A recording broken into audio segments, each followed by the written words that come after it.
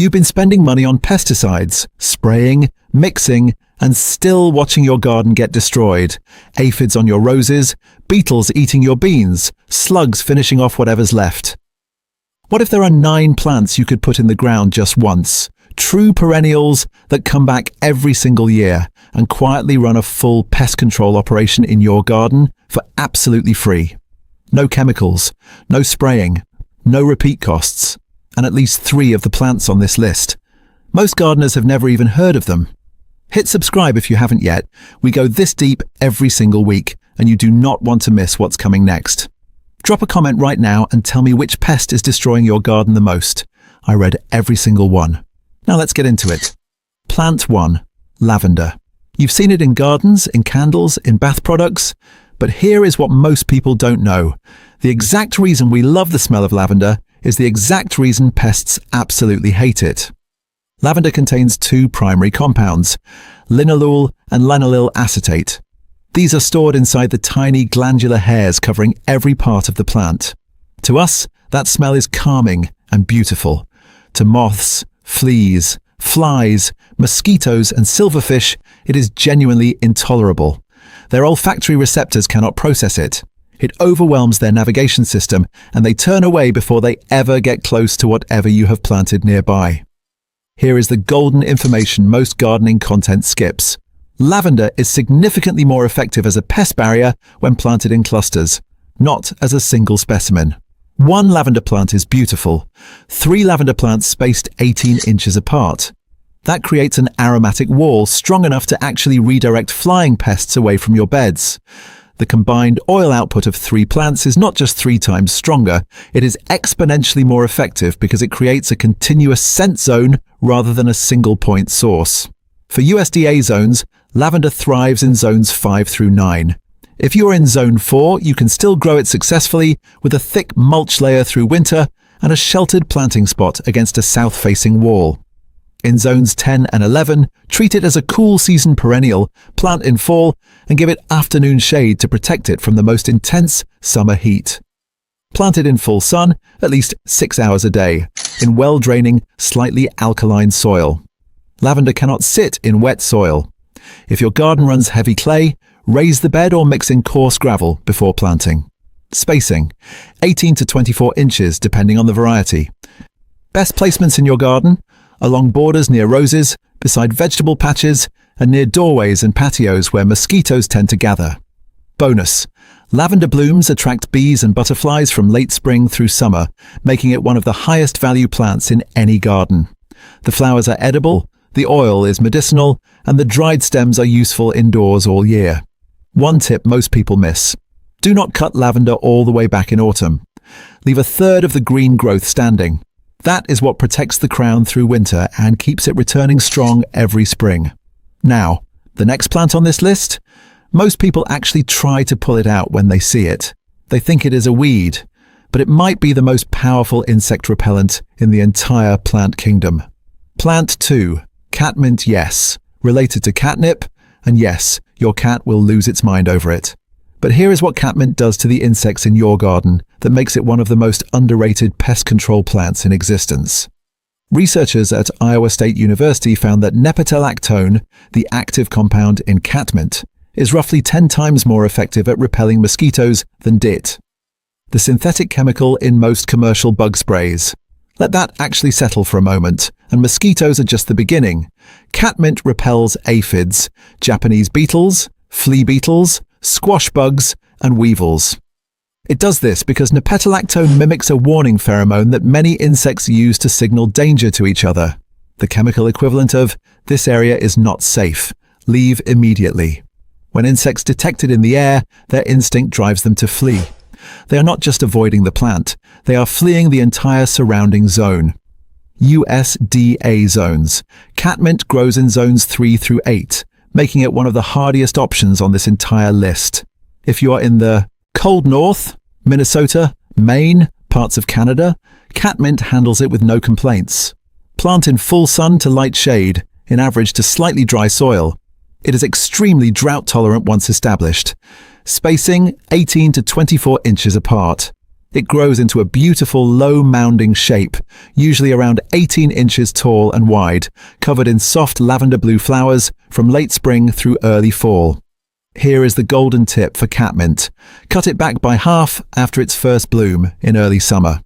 It will rebloom within 2 to 3 weeks and produce a fresh flush of both flowers and, most importantly, fresh young aromatic foliage. That second bloom is when the nepetalactone concentration is highest. That is peak pest-repelling power right there. Plant catmint along the edges of vegetable beds, near squash and pumpkin plants where Japanese beetles are a constant problem, and along pathways where foot traffic will occasionally brush the leaves and release that compound into the air around you. Fair warning, if you have outdoor cats, they will absolutely roll in it. Protect young plants with a wire cloche until they are fully established. The next plant has been used for over 3,000 years, and modern science has finally explained in detail exactly why it works so well. Plant 3. Yarrow. This plant is named after Achilles, the Greek warrior, because legend says he used it to treat the wounds of his soldiers in battle. And that warrior energy is exactly what yarrow brings to your garden, just in a completely different way. Here is what makes yarrow different from every other plant on this list. Yarrow does not just repel pests, it recruits an army to fight them for you. Yarrow's flat-topped flower clusters, called corymbs, are perfectly structured landing platforms for parasitic wasps, hoverflies, and lacewings.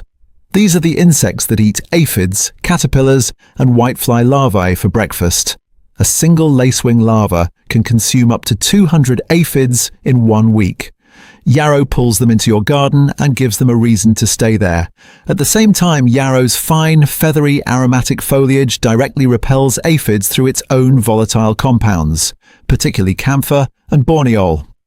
So it is doing 2 things simultaneously, acting as a chemical repellent and operating as a biological recruitment center for your garden's defense team. Nothing else on this list does both as powerfully at the same time. USDA zones. Yarrow is one of the toughest plants in existence. Zones 3 through 9. It handles drought, poor soil, temperature swings, and neglect that would kill most garden plants without hesitation. If you are newer to gardening, yarrow is probably the easiest plant on this entire list to keep alive long term. Plant in full sun, in well-drained soil. Here is the counterintuitive golden fact. Yarrow actually performs better in poor to average soil. Rich, heavily fertilized ground makes it floppy and less aromatic means less pest repelling. Let it struggle a little. It does better for it. Spacing. 1 to 2 feet apart. It spreads underground by rhizomes, so plant it where you do not mind it expanding, or divide it every 2 to 3 years to keep it in bounds. Golden planting strategy. Plant yarrow at the corners of your vegetable beds and in the pathways between garden sections. That positioning pulls beneficial insects directly into the center of your growing space. White and yellow varieties attract the widest range of beneficial insects. Red and pink varieties are beautiful but slightly less effective at insect attraction. Still excellent as a repellent though. Bonus, yarrow is a phenomenal cut flower. It dries perfectly for wreaths and dried arrangements, and it has genuine medicinal history as an anti-inflammatory herb. Plant 3. Do not plant 1. Coming up next, a plant that smells like a lemon drop and sends mosquitoes running like their life depends on it. Plant 4. Lemon balm. Crush a leaf between your fingers and it smells like lemon candy. That exact smell, which comes from a compound called citronellal, is the reason mosquitoes genuinely want nothing to do with it. You have heard of citronella candles. Lemon balm naturally contains citronellal as part of its essential oil, and unlike a candle you have to light and eventually replace, a lemon balm plant releases that compound continuously through its leaves, especially when the sun warms them during the day, or when they get brushed against. It is always working. But the pest-repelling story of lemon balm goes further than mosquitoes. It also repels gnats, aphids, and squash bugs. And here is a fact that almost no gardening channel ever mentions. Lemon balm releases a specific compound that interferes with the trail pheromones that ants use to communicate with each other. Those pheromone trails are how ants direct the entire colony to food sources and build their networks. Disrupt the trail, and you disrupt the whole operation. Plant lemon balm near ant entry points and you are breaking their communication system at the source. USDA zones. Lemon balm grows in zones 4 through 9. It is a vigorous grower. In zones 6 through 9 especially, it can spread aggressively if you allow it to set seed. Here is the golden management tip. Deadhead lemon balm before the flowers turn to seed. Cut those flower heads off consistently. This does two things: stops it from self-seeding and taking over, and redirects the plant's energy back into leaf production. More leaves means more aromatic foliage, which means more pest-repelling compounds constantly releasing into the surrounding air. Plant in partial to full sun in moist, well-drained soil. It tolerates shade better than almost anything else on this list, making it ideal for those partially shaded garden corners where other pest repellers can't survive. Spacing: 18 to 24 inches apart. Best placement: beside doorways to stop mosquitoes from waiting at the entrance, beside squash plants, in containers on patios and decks, and near garden seating areas where you spend time outdoors. When you brush against it while gardening, you get a natural insect repellent on your hands and arms for free. Bonus: lemon balm is one of the most widely studied medicinal herbs in clinical research. It has documented effects on anxiety, sleep quality, and cognitive sharpness. You can brew the fresh leaves as a tea anytime. The same plant guarding your garden is also a free wellness herb. That is genuinely impressive value per square foot. Next up, this one works underground in a way nothing else on this list does. Plant 5. Chives.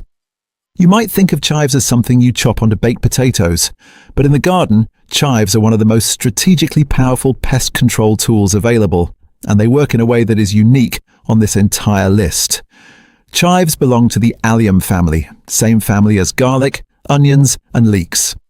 And every member of the allium family shares one remarkable characteristic.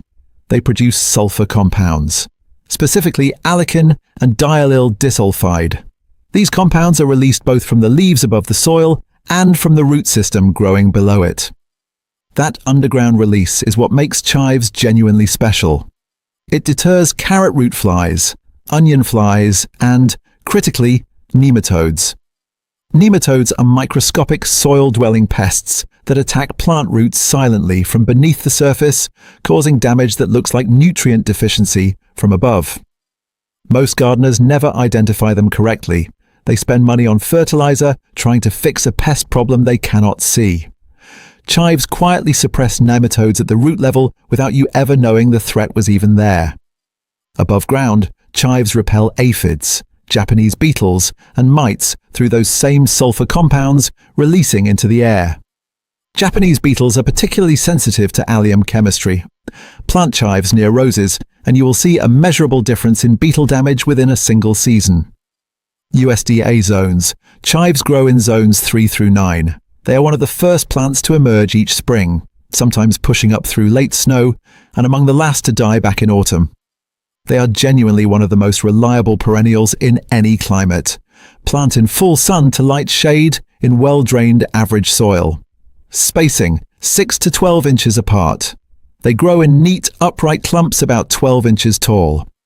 Let the purple globe flowers bloom. They are repellent to pests and completely edible. Stunning in salads. Golden planting strategy. Run chives as a border around carrot beds, rose beds, and anywhere you grow root vegetables. Tuck them in rows between vegetable columns. Plant them in containers near young fruit trees. They suppress the aphid populations that cluster on new growth every spring. Divide chive clumps every 3 years to keep them producing well. When harvesting, cut down to 2 inches above the soil and they regrow within 2 weeks, often coming back thicker and more vigorous than before. Bonus: obviously one of the most useful culinary herbs you can grow.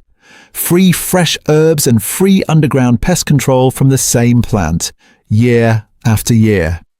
Next up, a plant that is actually the natural source of most commercial insecticides currently on the market, and you can grow it right in your garden. Plant 6. Painted daisy. This is where the chemistry of this list gets genuinely fascinating, and because the active compound in this plant is the direct biological basis for an entire category of commercial pest control products. Painted daisies produce a group of compounds called pyrethrins.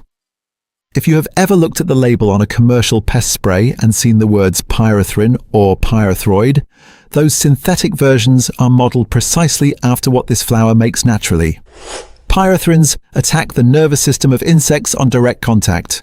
They cause paralysis and death in aphids, thrips, spider mites, leafhoppers, whiteflies, and more. Here is the important distinction between the plant and the bottled spray. The spray floods the environment with a concentrated synthetic version. The living plant releases pyrethrins gradually and naturally at a level that deters and repels insects without the environmental disruption that comes from mass spraying. It is pest control operating exactly at the level nature intended. Targeted, continuous, self-renewing. USDA zones. Painted. Daisy grows in zones 3 through 7. If you're in zones 8 through 10, look for garden chrysanthemum varieties adapted to warmer winters. They are perennial in zones 5 through 9 and carry similar compounds.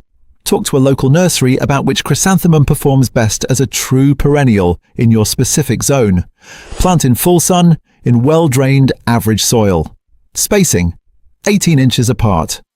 It blooms in late spring to early summer in shades of red, pink, and white around a yellow center. It is honestly one of the most visually beautiful plants on this entire list. Here is the golden tip. The pyrethrin content is highest in the flower heads, particularly at the half-open bud stage, just before full bloom. That moment between tight bud and fully open flower is when this plant is pumping out the most pest-repelling chemistry. So the timing of your blooms matters more than you might think.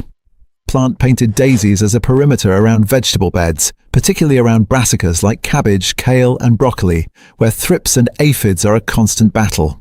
They also work as cut flowers, meaning you can bring them indoors while the plant keeps working in your garden. One important note, pyrethrin compounds can be harmful to fish and bees in concentrated spray form, but the living plant in a garden setting does not produce enough concentration to harm visiting pollinators. Bees visit painted daisy flowers regularly. Plant them freely and without concern. The next one, most people associate it with Italian cooking. In the garden, it is a pest-repelling machine that is also borderline indestructible. Plant 7. Rosemary.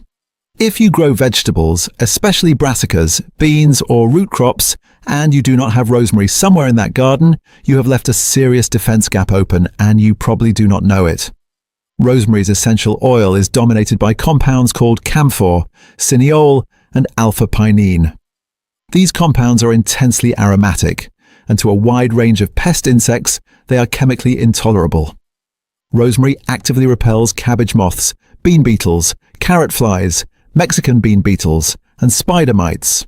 The camphor component in particular is what makes it so effective. It overwhelms the sensory receptors of these insects and causes them to avoid the surrounding area entirely. Here is the golden fact that most content never mentions. Rosemary is most effective as a companion plant when it is positioned upwind of the crops it is protecting. Pest insects navigate into gardens on air currents. If your prevailing wind comes from the west, plant rosemary on the western border of your vegetable beds. Let the wind carry rosemary's chemistry directly into the flight path of incoming pests before they even reach your plants. You are intercepting them at the perimeter, not fighting them after they have already arrived. USDA zones. Rosemary is reliably perennial in zones 7 through 11. In zones 5 and 6, you can overwinter it successfully with heavy mulching and by moving container-grown plants into an unheated garage or shed if temperatures are forecast below 10 degrees Fahrenheit. In zones 4 and below, grow it in containers and bring it indoors from November through March. It will survive winters in a bright, cool indoor spot. Plant in full sun, 6 to 8 hours minimum. Rosemary demands excellent drainage above everything else. Wet roots in cold weather is the #1 way rosemary dies. In wetter climates, plant on a slope or in raised beds. In dry climates, it is essentially maintenance-free once it is established. Spacing, 2 to 3 feet apart for upright varieties. Creeping rosemary varieties, which stay low and spread horizontally, work beautifully as ground cover along bed edges and are equally potent as pest repellents, with the added benefit of covering ground that would otherwise be bare. Bonus, rosemary is an elite culinary herb. You already know that. but its compounds rosmarinic acid and carnosic acid are currently being studied in clinical research for neuroprotective and anti-inflammatory effects. This plant is producing more value per square foot than almost anything else you can put in the ground. Prune after flowering in spring to keep it dense and full. Never cut into old brown wood. Rosemary does not regenerate from bare stems, always cut back into green growth only. Number 8 is coming up. I call this one the nuclear option of pest-repelling plants, and it is one you have almost certainly never heard recommended before. Plant 8. Tansy. Let's be completely straight with each other here. This plant does not appear on many mainstream gardening lists. That is honestly a missed opportunity because Tansy is arguably the most effective broad-spectrum pest repellent in the entire plant world. Tansy contains thujone, camphor, and borneol, a 3-compound combination that repels ants, cucumber beetles, squash bugs, Japanese beetles, Colorado potato beetles, houseflies, and mosquitoes. In colonial America, Tansy was rubbed onto meat in summer to keep flies off it. It was packed around doorways to stop ants from entering homes. It has been used as a pest repellent for thousands of years, long before the chemical pesticide industry ever existed. The track record on this plant is extraordinary. Now here is the critical golden information about Tansy that you absolutely must know before you plant it. Tansy spreads. It is a vigorous grower. It self-seeds readily, and in favorable conditions it will push beyond where you originally planted it. This is not a reason to avoid it. It is a reason to manage it correctly. The approach: plant Tansy inside a buried container. Sink a 5-gallon pot into the ground with just the rim sitting at soil level and plant your Tansy inside it. This physically contains the root spread. Then deadhead it consistently before seeds form to stop self-seeding. Do those 2 things and you have one of the most powerful pest-repelling plants available, completely under control and working hard for you every season. USDA zones. Tansy grows in zones 3 through 9 and is genuinely cold hardy. Some of the most potent pest-repelling chemistry in any perennial garden plant, and it handles brutal winters without any protection. Plant in full sun to partial shade in average to poor soil. Like Yarrow, Tansy performs better in less fertile ground. It grows 2 to 4 feet tall, so position it at the back of beds or in corner placements where it will not shade smaller plants in front of it. Spacing: 18 to 24 inches. Best placements: along the borders of vegetable beds, near potato plants where Colorado potato beetles are a known threat, beside cucumber and squash beds, and along fence lines where ants and crawling insects move in from surrounding soil. One more important note: do not let livestock or pets consume Tansy in quantity. The thujone compound is toxic when eaten in significant amounts. This is a garden barrier plant, not an edible. Keep it in the ground where it belongs and it is completely safe and extraordinarily effective. Now, the 9th and final plant. It blooms like a firework, brings hummingbirds directly into your garden, and it uses a pest control strategy that is completely different from every other plant we have discussed today. Plant 9. Bee balm. The name undersells this plant by a significant margin. Yes, it attracts bees, but it also pulls in hummingbirds, butterflies, and, most importantly for your pest situation, parasitic wasps. And parasitic wasps are one of the single most effective natural predators of garden caterpillars, hornworms, and whitefly larvae that exist anywhere in nature.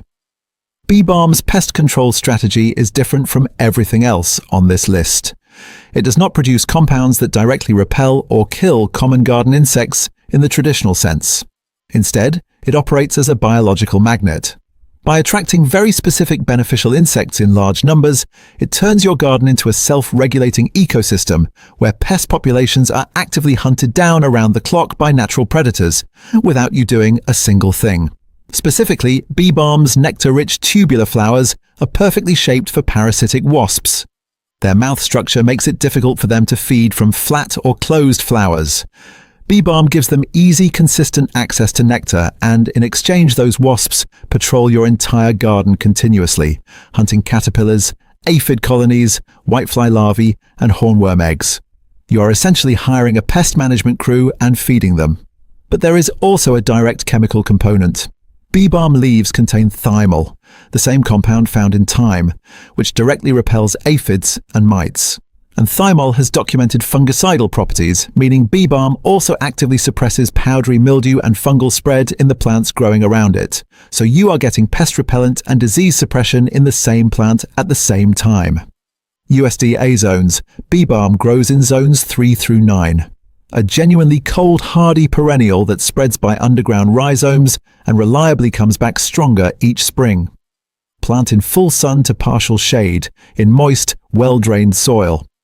Bee balm is one of the few pest-repelling plants on this list that tolerates consistently moist conditions.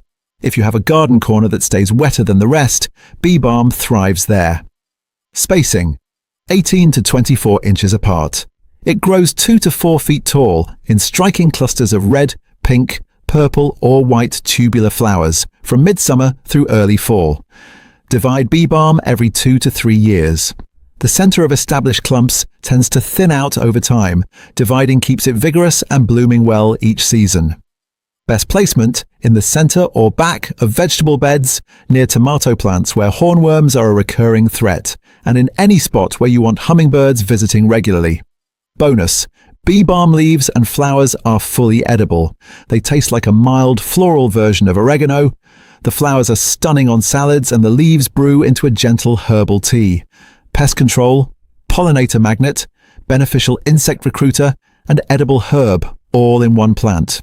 Before we close this out, I need to share something that most gardening channels completely leave out of videos like this.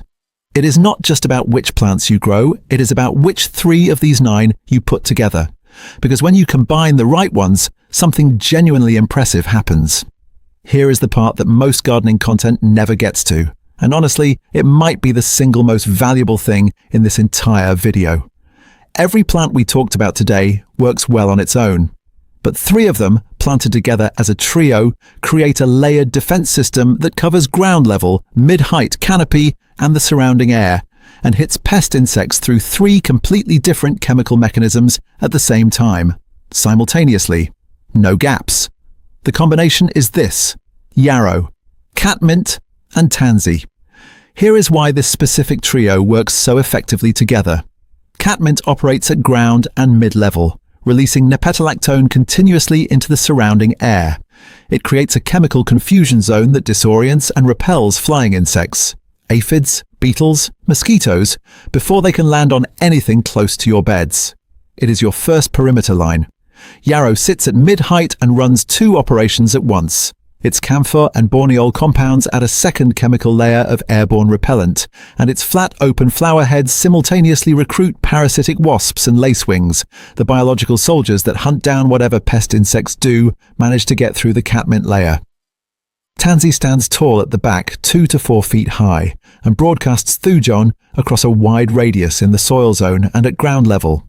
It is hitting the crawling pest population: ants, cucumber beetles, squash bugs, Colorado potato beetles, the ones that move through and along the ground rather than through the air. The pests your airborne repellents don't catch.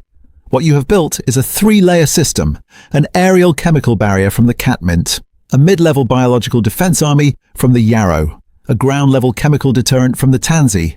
3 layers, 3 completely different mechanisms. No gap for pests to slip through. Plant this trio at the 4 corners of your vegetable beds, one of each plant at every corner, and you create a 360-degree multi-level defense perimeter that runs itself all season. Every season, year after year. If you want to extend this system further, add chives running as a border between the corners to add that underground nematode suppression and above-ground sulfur barrier. Then plant rosemary on the upwind side of the whole bed. That gives you 5 biological defense layers working simultaneously, which is honestly more comprehensive than what most commercial pest management programs deliver. Write that down. That is the combination. Yarrow, catmint, tansy at the corners, chives along the borders, rosemary upwind. Look, if you came into this video frustrated, spending money on sprays that wear off in a week, watching the same pests come back every single season like nothing ever happened, I hope what you are leaving with is a completely different framework for how to think about this. You do not fight pests. You build a garden that fights them for you. Every plant we talked about today is a perennial. You plant it once, it comes back. Every year it gets bigger, more established, more chemically potent, and more effective. The longer it is in the ground, the harder your garden works for you automatically. You're not on the pesticide treadmill anymore. You're building something that compounds in value over time. If you're going to do something this weekend, pick just one plant and start. If you're in zones 3 through 9, start with Yarrow. It is the easiest to find, one of the least expensive to buy, practically impossible to kill, and it starts recruiting beneficial insects the moment it flowers. If you're in zones 7 and above, start with Rosemary. Plant it upwind of your vegetable beds and let it begin working immediately. One plant. This weekend. That is the start of a self-defending garden. If this video gave you something genuinely useful, something you are going to actually use, share it with one person you know who is out here fighting the same pest battle. That is how this channel grows, and it genuinely means everything. And I want to know right now, which one of these 9 are you planting first? Drop it in the comments below. I read every single one and I respond. There is a video coming up next that takes everything we covered today one step further. We're going to get into companion planting combinations that do not just defend against pests, but actively boost your yields at the same time. 2 problems solved with one strategy. You do not want to miss it. I will see you in the next one.